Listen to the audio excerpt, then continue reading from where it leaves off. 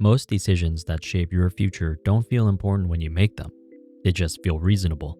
Early on, money often feels simpler than it actually is.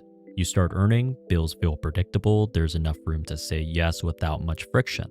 In that phase of life, decisions tend to be evaluated in the present. Can I afford this right now? Does it fit my budget? Does anything feel strained? If the answer is no, the decision is pretty much settled. But affordability only measures the now. It doesn't account for what that decision quietly fixes in place. That's where the cost begins. Most financial decisions aren't framed as trade-offs, they're framed as confirmations. The numbers work, the payment fits, nothing feels uncomfortable, so the decision feels complete. But affordability answers a very narrow question. It tells you whether something is possible today, not what it limits tomorrow. It doesn't measure duration, flexibility, and how difficult it will be to change direction later. Those costs don't show up immediately, which makes them easy to miss. Long-term financial commitments don't just cost money, they freeze time.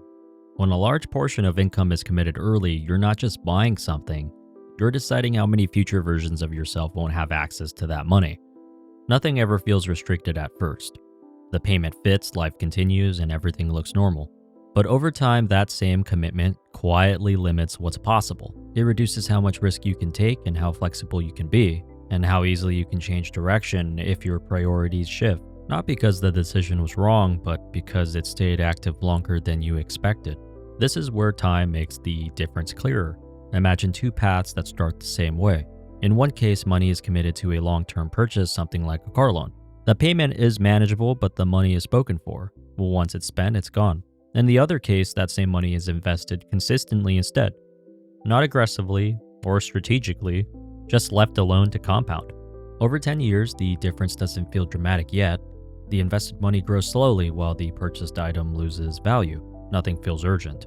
But by 20 years, the gap becomes harder to ignore. Money that was invested tends to roughly double over that kind of time frame, while the money that was spent doesn't exist anymore. One path leaves you with something that quietly kept working, while the other ends when the payments stop. That's the part affordability never shows you. This pattern shows up most often when life feels predictable, when income feels steady, responsibilities are met, and change feels optional. In that environment, prioritizing comfort makes sense, and often those decisions are deserved. The issue here isn't indulgence. It's assuming the version of life you're living now is the version you'll want to protect indefinitely. When resources are committed, your options shrink, and when options shrink, risk becomes expensive. Over time, this creates pressure to maintain what you've built, even when it no longer fits the direction you're moving in. That's usually when people realize the cost wasn't financial, it was structural.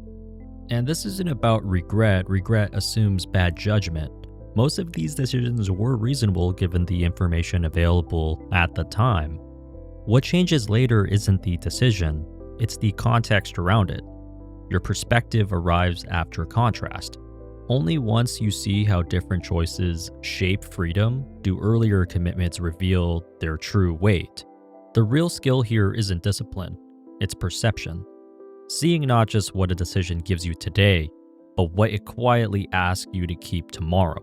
That question rarely has a clear answer in the moment, but learning to ask it changes how decisions land.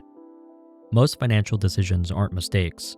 They're decisions made for a version of your life that may not be present any longer.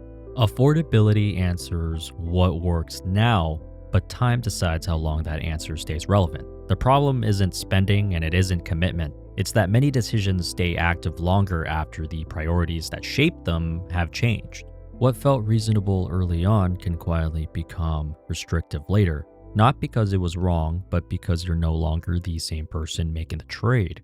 That's the real cost. Not what you paid, but how long a past decision keeps deciding for a present you.